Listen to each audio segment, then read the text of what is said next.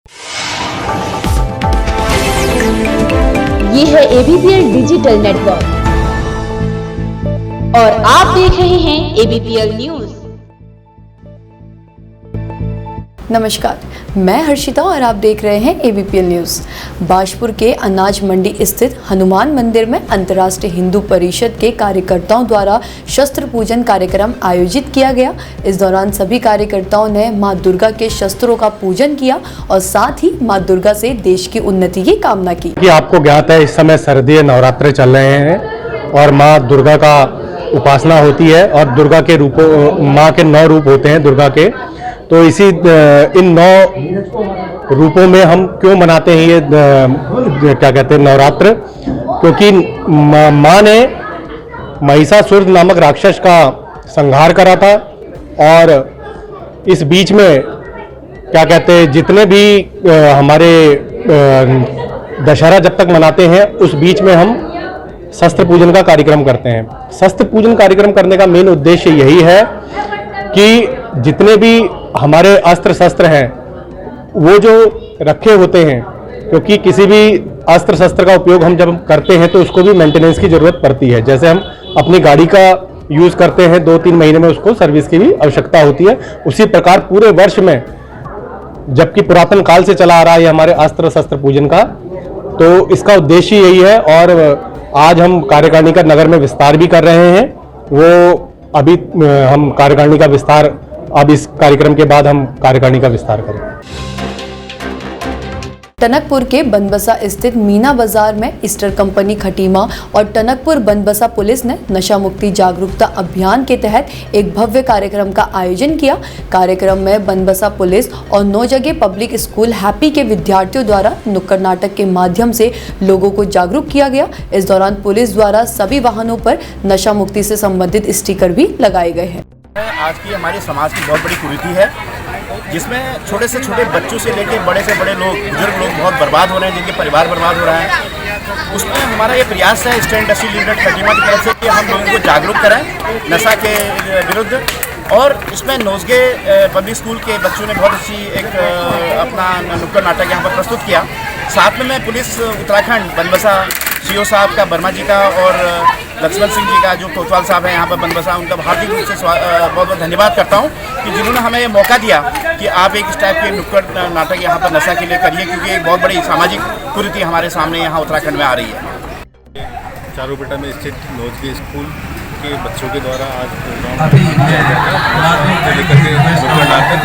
इस नुक्कड़ नाटक के माध्यम से नशे के होने वाले दुष्प्रभाव को बच्चों ने बहुत ही अच्छी तरीके से दिखाया था और इसके लिए पूरी बधाई की पात्र है। और जो ये आज का नुक्कड़ नाटक था, इसका आयोजन करवाने में ईस्टर्न इंडस्ट्री के द्वारा और बहुत महत्वपूर्ण सहयोग दिया गया और इसके अलावा चंपावत पुलिस के सहयोग से ये कार्यक्रम आयोजित किया गया और भविष्य में भी इस तरह का जागरूकता कार्यक्रम हमारे द्वारा समय समय पर आयोजित किया।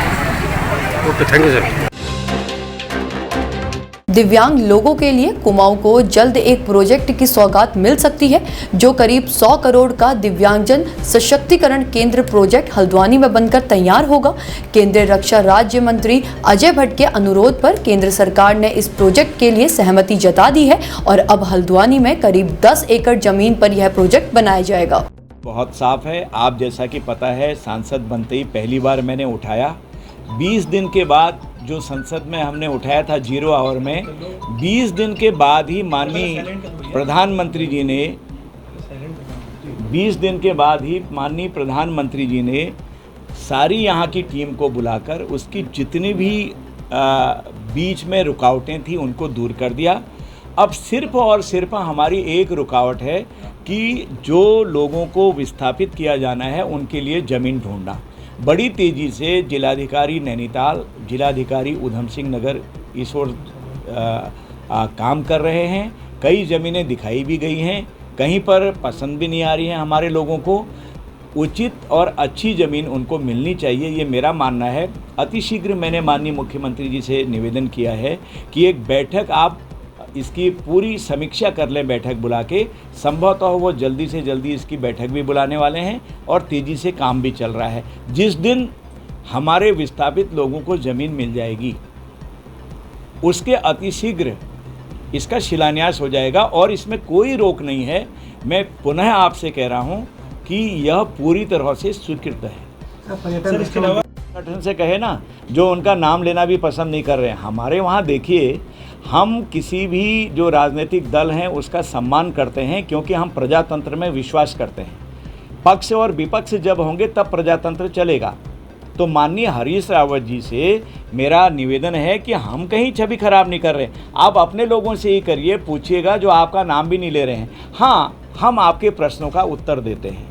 कई प्रश्न ऐसे हैं जिनसे उत्तराखंड को भारी लॉस हुआ है, कई कैसेट्स ऐसी हैं जिसमें आप बोलते हुए दिखाई दिए, मैं आप बार बार रिपीट करना नहीं चाहता हूं, जिससे मानसिकता तत्कालीन मुख्यमंत्री होने की, सरकार के मुखिया होने की लोगों ने देखी है। और सर्वे तो चलते रहते हैं, आगे पीछे चलते रहते हैं, इसमें आप अपनी पार्टी से कहिए, हमको सर्वे से कोई दिक्कत नहीं है, किसी के भी सर्वे से।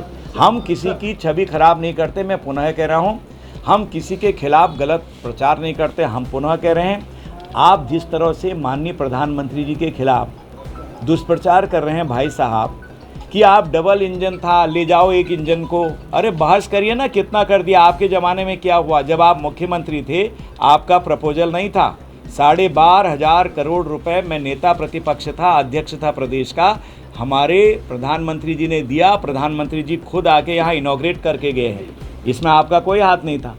तो इसी तरह से कितनी योजनाएं प्रधानमंत्री जी ने दिया, जाति, धर्म, वर्ग, क्षेत्र, इससे ऊपर उठकर आज प्रधानमंत्री जी काम कर रहे हैं। विश्व के नंबर 1 लीडर आपने देखा है, जो सर्वे हुआ है उसमें आए हैं, ग्लोबल लीडर के रूप में प्रतिष्ठित हो गए हैं। लेकिन आपको अच्छा नहीं लग रहा है ये, आप कह रहे हैं नरेंद्र मोदी हटाओ, देश बचाओ। विश्व कह रहा है नरेंद्र मोदी ने, देखिए, भारत की कायाकल्प कर दी, वो विश्व के नेताओं को पछाड़ के आगे। तो ये आपकी लोकप्रियता कैसी लोकप्रियता है मैं जानता नहीं हूँ, आप अपने ही लोगों से ज़्यादा पूछें। ये दिव्यांग जन सशक्तिकरण के लिए एक बहुत बड़ा प्रतिष्ठान यहाँ कुमाऊं क्षेत्र के लिए भी केंद्र सरकार ने दिया है। मैंने अनुरोध किया था और मेरे अनुरोध को माना है, क्योंकि हमारे पास एक बहुत बड़ा प्रतिष्ठान NIVS आप सब जानते हैं, वो देहरादून में है। तो यहाँ बड़ी दिक्कत थी कि नेपाल बॉर्डर से या फिर वहाँ पर चाइना बॉर्डर से लोग कहाँ जाएंगे, जा नहीं पा रहे थे, दिक्कत हो रही थी। तो दिव्यांगजनों को सुविधा मिले, इसलिए लगभग ये 100 करोड़ तक का ये प्रोजेक्ट होगा। इसमें 10 एकड़ ज़मीन की ज़रूरत है। सरकार को मैंने पत्र लिखा है, इसमें माननीय मुख्यमंत्री जी को बताया है, तो संभवतः हमको ये ज़मीन मिलेगी। कई प्रदेशों ने तो अपने ही हॉस्पिटल में, जो बड़े हॉस्पिटल हैं, मेडिकल कॉलेज हैं, वहाँ पर इसको स्थापित कर दिया है। ये एक ऐतिहासिक काम यहाँ के लिए होगा, ये कोई छोटा काम नहीं है, बहुत बड़ा काम होगा। तो इसलिए अतिशीघ्र इसको भी मूर्त रूप मिलेगा, जिसमें हमको 10,000 वर्ग फुट लगभग ज़मीन फ़िलहाल चाहिए। अस्थायी तौर पर भी अगर कहीं से सरकार किराए पर भी चलाने के लिए, या कोई भवन खाली पड़ा हो, वो भी हमको दे दें, यहाँ पर किसी की नॉलेज में हो, तो इसको हम फ़िलहाल प्रारंभ कर देंगे। एक बहुत बड़ी उपलब्धि होगी। चाहे कोई आँख रहित हैं, सूरदास जी हैं, या कान नहीं सुनते हैं, या किसी के पैर नहीं हैं, किसी के हाथ नहीं हैं, तो सारे प्रशिक्षण भी यहाँ दिए जाएंगे, पढ़ाई लिखाई के प्रशिक्षण भी उनको दिए जाएंगे और सारे कष्टों को उनके दूर किया जाएगा। यानी कि जो भी दिव्यांग होंगे, किसी भी प्रकार के दिव्यांग हों, जिसके लिए हम आज तक बहुत चिंतित रहते थे, इधर उधर भागते थे, अगर किसी का बच्चा ऐसा पैदा हो गया तो उसकी भी रेमेडी इसमें होगी। पिथौरागढ़ में जनरल VK सिंह, राष्ट्रीय राजमार्ग राज्य मंत्री ने कहा कि सरकार धारचूला से चीन सीमा के लिपुलेख तक राष्ट्रीय राजमार्ग का निर्माण करेगी, जिससे आने वाले समय में पर्यटकों के साथ स्थानीय लोगों को साल भर आवाजाही करने में कोई दिक्कत नहीं होगी। आगामी चुनाव को लेकर कांग्रेस द्वारा कार्यकारिणी का विस्तार किया गया था, जिसमें जिले से लेकर प्रदेश तक कांग्रेस के कार्यकर्ताओं को जिम्मेदारी मिली थी। तो वहीं जिला संगठन मंत्री ने बताया कि आगामी चुनाव को लेकर संगठन को मजबूत किस तरह से किया जाएगा। आइए देखते हैं पूरी खबर ABPL न्यूज संवाददाता राकेश जोशी के साथ। आगामी 2022 के विधानसभा चुनाव को लेकर कांग्रेस द्वारा जो है कार्यकारिणी का विस्तार किया गया था, जिसमें तमाम जिले के साथ साथ जो है प्रदेश में जो पद लोगों को जो है बांटे गए थे, जिसमें हमारे बीच में जो है यहाँ पे संगठन मंत्री है मनोज पौर्याल जी। सबसे पहले तो पौर्याल जी आपका स्वागत है ABPL न्यूज़ में। धन्यवाद। मैं ABPL का धन्यवाद करता हूं जो हमेशा जन समस्याओं को उठाने का कार्य करते हैं और आगे भी आशा करूंगा कि आप इसी तरीके से लगातार जन समस्याओं को उठाते रहेंगे। पौर्याल जी, आपको जिस तरीके से जो है आला कमान ने संगठन मंत्री के तौर पे जो है आपको उतारा है, तो संगठन मंत्री की जो है जो संगठन को मजबूत करने के लिए किस तरीके से आपका प्रयास रहेगा? सबसे पहले मैं अपने आला कमान और जिलाध्यक्ष का धन्यवाद करना चाहता हूं जिन्होंने मुझे जो है संगठन में कार्य करने का मौका दिया है। और हम लोग जितने भी कांग्रेस के कार्यकर्ता हैं सब लोग इकट्ठे होकर के बूथ में जाकर के घर घर जाकर के अपने संगठन को मजबूत करने का प्रयास करेंगे। जिला अध्यक्ष के नेतृत्व में जो है एक सदस्यता अभियान भी चलाया गया है, उसके लिए जो है किस तरीके से जो है लोगों को जो है जोड़ा जा रहा है सदस्यता अभियान? उसके लिए हम जो है हमारे जो बूथ की कार्यकारिणी बनी है हम सब लोगों को साथ में लेकर के सब घरों में जाकर के कांग्रेस के जो हैं सदस्यता फार्म भराए जा रहे हैं। जिस तरीके से देखते हैं लालकुआं विधानसभा में जितने भी प्रबल दावेदार है कांग्रेस के, तो क्या लगता है किसको जो है आला कमान टिकट देगी? आला कमान हमारा जिस किसी को भी लालकुआं विधानसभा से टिकट देगी, हम सब साथ होकर के कांग्रेस के कार्यकर्ता कंधे से कंधा मिला करके अपने प्रत्याशी को विजय बना के लाएंगे। क्या लगता है आगामी 2022 के विधानसभा चुनाव में जो है कांग्रेस जो है आएगी उत्तराखंड में? पूर्ण रूप से जो है 2022 में कांग्रेस की सरकार बनेगी, यह हमारा मानना है। बिल्कुल, आप देख सकते हैं हमारे बीच में जो है जिला संगठन मंत्री नवनियुक्त जिनको अभी बनाया गया है वो थे, और जिन्होंने सीधे तौर पे बताया कि संगठन को मजबूत करने का कार्य करा जाएगा, बूथ को मजबूत करने का कार्य किया जाएगा, और जो सदस्यता अभियान चलाया जा रहा है गाँव में जा जाकर जो है जनसंपर्क किया जा रहा है कांग्रेस के तमाम कार्यकर्ताओं द्वारा। और आगामी 2022 के विधानसभा चुनाव में आला कमान जिसको भी जो है टिकट देगी, तमाम कांग्रेस के कार्यकर्ता लोग जो है कंधे से कंधा मिलाकर जो है उस दावेदार के साथ रहेंगे और आगामी 2022 के विधानसभा चुनाव में कांग्रेस को जो है उत्तराखंड की धरातल पर जो है फतेह हासिल कराएंगे। राकेश जोशी ABPL न्यूज़ के साथ गौलापार।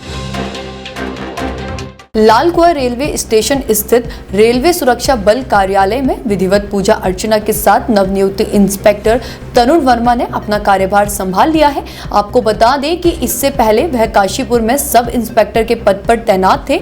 इस दौरान उन्होंने कहा कि यात्रियों की सुरक्षा उनके लिए पहली प्राथमिकता रहेगी। साथ ही अवैध नशे के कारोबार के खिलाफ उनके द्वारा विशेष चेकिंग अभियान चलाया जाएगा। हम अपने जो भी स्टाफ है हमारा GRP सिविल पुलिस सबके साथ समन्वय मीटिंग करेंगे और ज़्यादातर स्टाफ को हम सिविल कपड़ों में भी लगाएंगे जिससे कि उन्मादी टाइप के व्यक्ति को हम पहचान कर सकें। मेरी पहली प्राथमिकता रहेगी कि मैं जो यहाँ लोकल जनता है यहाँ की उसका विश्वास RPF में बना रहे, और सबसे पहली प्राथमिकता रहेगी कि भाई यहाँ की जो ट्रेनें हैं ट्रेनों में यहाँ के लोकल यात्री और महिला बच्चे सुरक्षित यात्रा कर सकें। तो सबसे मेरी प्राथमिकता इन्हीं को है कि इनकी यात्रा में सुरक्षित कर सकूं, इसलिए मैं रेलवे पोस्ट काशीपुर से यहाँ बतौर निरीक्षक स्थानांतरित हुआ है मेरा। यहाँ की GRP और लोकल पुलिस के साथ समन्वय कर इस संबंध में सघन अभियान चेकिंग चलाया जाएगा। हाँ, मेरा सरकारी CUG नंबर 97 60 54 17 11 है। 24 घंटे ये उपलब्ध रहेगा। किसी भी प्रकार की कोई समस्या किसी को इस पर फ़ोन कर सकता है। नवगठित जनता कैबिनेट पार्टी की उत्तराखंड में दस्तक हो गई है। इस पर देखिए राष्ट्रीय अध्यक्ष भावना पांडे से ABPL न्यूज़ की खास बातचीत।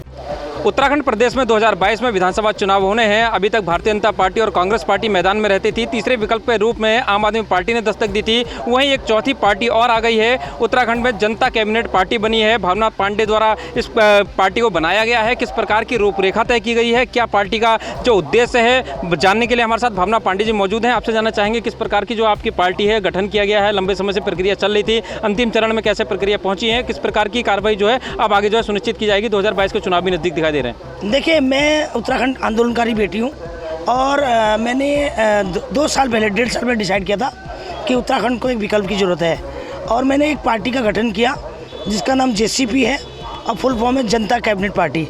अब हम नेताओं के कैबिनेट से थक चुके हैं, अब जनता की कैबिनेट बनेगी, तो मेरा नाम ही उसका जनता कैबिनेट पार्टी रखा। क्या 2022 का चुनाव नजदीक आ रहा है? 70 सीटों पे जो है आम आदमी पार्टी भी चुनाव लड़ने का ऐलान कर चुकी है। क्या 70 सीटों पर चुनाव लड़ने की तैयारी है आपकी पार्टी? बिल्कुल 70 सीटों पर चुनाव लड़ा रही हूँ और बहुत अच्छे कैंडिडेट लड़ा रही हूँ, क्योंकि ये उत्तराखंड का एक मात्र विकल्प होगा, पहला विकल्प।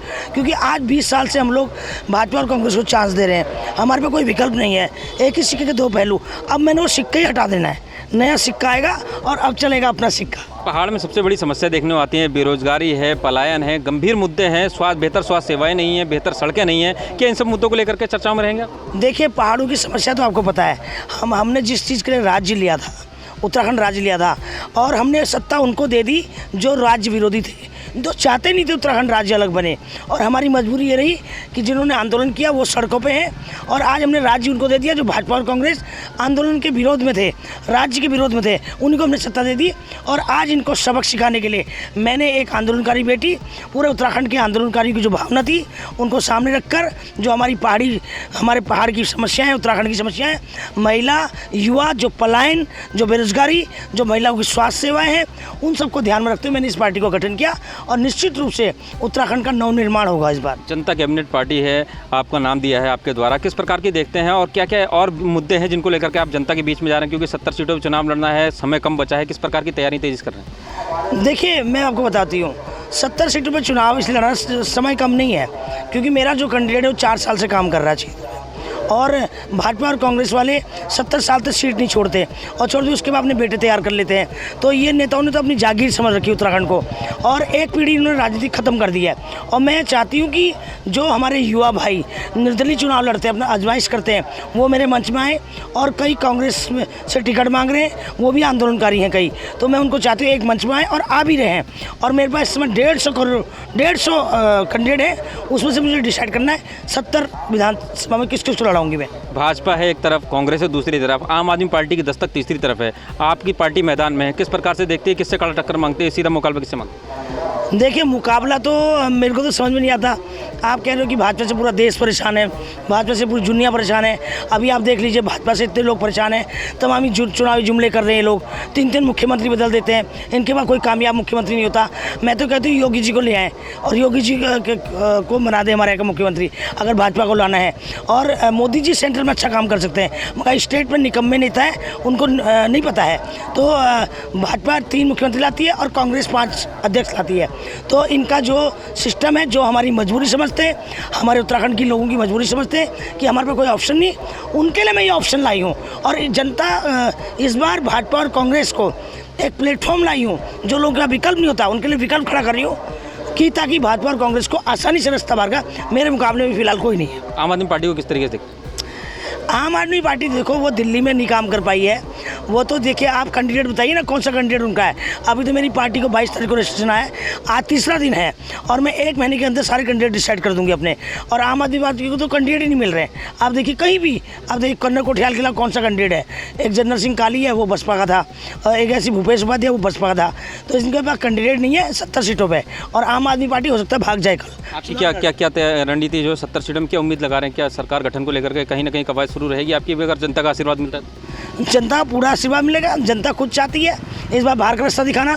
अगर एक ही मौका है, यही मौका लास्ट मौका है जनता के पास कि भाई बाहर का रास्ता दिखाने का, और एक प्लेटफॉर्म में उन्हीं के क्षेत्र के युवा लड़के लड़ा रही हूँ, जिसकी 90% भावना देश उत्तराखंड के लोगों की सेवा करना हो और 10% नेतागिरी हो। हमें नेता नहीं चाहिए, हमें जनता चाहिए, और जनता की सेवा करने वाला जनता कैबिनेट में आएगा।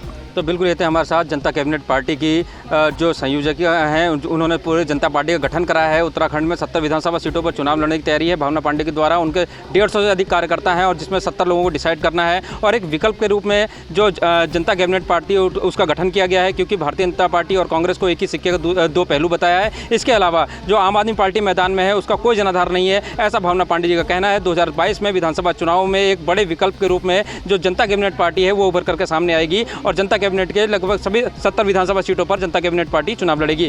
Shailendra Kumar Singh, ABPL news, Haldwani.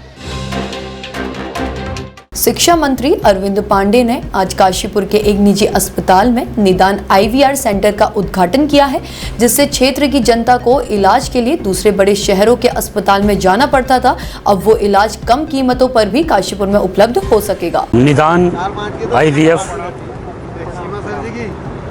का आज काशीपुर क्षेत्र में KVR हॉस्पिटल ने इसका उद्घाटन किया है। मैं KVR परिवार को बहुत बहुत शुभकामना देता हूँ, बधाई देता हूँ। और आज वक्त की मांग है, जिनकी औलाद नहीं होती है, बच्चे नहीं हो पाते हैं, वो दूसरे हायर सेंटर पे भाग भाग के दुखी हो जाते हैं। उनको एक आज वक्त के अनुसार जो जीवन में आवश्यकता है उसकी पूर्ति करने के लिए आज निदान IVF सेंटर यहाँ खुल रहा है। मैं पूरे परिवार को बहुत बहुत शुभकामना देता हूँ, बधाई देता हूँ और पूरे क्षेत्र को इसका लाभ मिले, मैं ऐसी कामना करता हूँ। उद्देश्य ये है कि बहुत सारी महिलाएं और पुरुष बच्चा पाने में असमर्थ रहते हैं। उनको इलाज लेने के लिए छोटे शहर में कोई सुविधा नहीं होती, उनको बड़े शहर जाना पड़ता है। इलाज महंगा होता है, बड़े शहर जाते हैं वो खर्च भी ज़्यादा होता है। बड़े शहर जाके इलाज कराना, टेस्ट कराना, रहना, खाना, आना जाना, मतलब ओवरऑल इलाज मिलता नहीं है, इसलिए बाहर जाते हैं, महंगा भी पड़ता है। तो उसी चीज़ को हमने अपने शहर में कर लिया है, IVF सेंटर। वो इलाज इनको अपने शहर में मिलेगा। और संदेश देना चाह रही हूँ? संदेश ये देना चाह रही हूँ कि जो दंपति कंसीव नहीं कर पा रहे हैं उनका उपयुक्त तरीके से इलाज होगा और सभी संभव तकनीक से प्रेगनेंसी देने का पूरी तरह से प्रयास किया जाएगा। ये तकनीक नशे के प्रकोप से बच्चों को बचाने के लिए कांग्रेस महिला प्रदेश सचिव मंजू तिवारी के नेतृत्व में बरुआ बाग और सिसोना ग्राम की महिलाओं ने ग्राम में जागरूकता रैली निकाली। इस दौरान उन्होंने सिसोना में एक दुकान से देसी और अंग्रेजी शराब की हो रही बिक्री को पकड़ा। महिलाओं को अपनी ओर आता देख दुकानदार दुकान छोड़कर भाग गया। वहीं महिलाओं ने दुकान में रखी अंग्रेजी और देसी शराब की थैलियों को नष्ट करते हुए इसे क्षेत्र में बेचे जाने का विरोध किया है। मैं यहाँ की निवासी हूँ बरुआ की। यहाँ पर दारू का नशा हो रहा है, स्मैक का नशा हो रहा है, नकली हम घर घर जाएंगे और सबको जागरूक करेंगे और अपने बच्चों को भी बचाएंगे। अब हमारे बच्चे बिगड़ रहे हैं, इतने छोटे छोटे बच्चे देखो नशा में पड़ गए हैं, तो उनको स्मैक कर रहे हैं, चरस पी रहे हैं, गांजा पी रहे हैं, दारू पी रहे हैं, तो उनको बचाना है हमें। घर में रात को 12-1 बजे तक नशे को लेकर हम बहुत बड़ा अभियान करेंगे। घर घर में बच्चे और पति लोग हमारे बर्बाद हो चुके हैं इनके, और नशे के उसमें लिप्त हैं, और बड़े बड़े मंत्रियों की मिली भगत से, शासन प्रशासन की मिली भगत से नशा इसमें गांव के घर तक सप्लाई हो रहा है और महिलाएं बर्बाद हो गई हैं। उनके घर में खाने के लिए नहीं है, रोज कलेश होता है, लड़ाई होती है, झगड़ा होता है। और इस प्रकार इस सरकार की नाक के नीचे जो यहाँ के विधायक हैं उनकी नाक के नीचे, शासन प्रशासन की नाक के नीचे ये गोरख धंधा हो रहा है।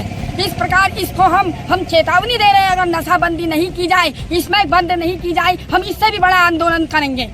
मेन रोड में ने देखा दुकान पे एक आदमी ताला लगा के भाग रहा था और सारी शराब की पोटली यहाँ पर निकली है, शराब की बोतलें यहाँ पर कच्ची शराब निकल रही है जो शरीर के लिए नुकसानदायक है, बच्चों का भविष्य बिगाड़ दिया है इस शराब ने। हम इससे भी उग्र आंदोलन करेंगे। मैं चेता रही हूँ शासन प्रशासन को, अगर ये शराब बंद नहीं हुई तो हम इससे भी बड़ी चेतावनी देंगे। पिथौरागढ़ के एक ऐसे डीएम हैं जिन्हें जिस वक्त भी मुश्किल में कोई भी परेशान व्यक्ति फोन कर दे तो चाहे रात हो या दिन वो तुरंत दौड़े चले आते हैं। बीती रात भी एक ऐसा ही मामला सामने आया। किसी व्यक्ति ने देहरादून से उनको फोन कर बताया कि उनका कोई परिचित जिला अस्पताल में भर्ती है, पर जिला अस्पताल के डॉक्टर उस पर ध्यान नहीं दे रहे। फोन आते ही डीएम रात 1:30 बजे अस्पताल पहुंच गए और मरीजों के साथ अस्पताल के हालातों का निरीक्षण किया गया। अभी के लिए इतना ही। जुड़े रहिए ABPL न्यूज के साथ। धन्यवाद। ये है ABPL डिजिटल नेटवर्क और आप देख रहे हैं ABPL न्यूज।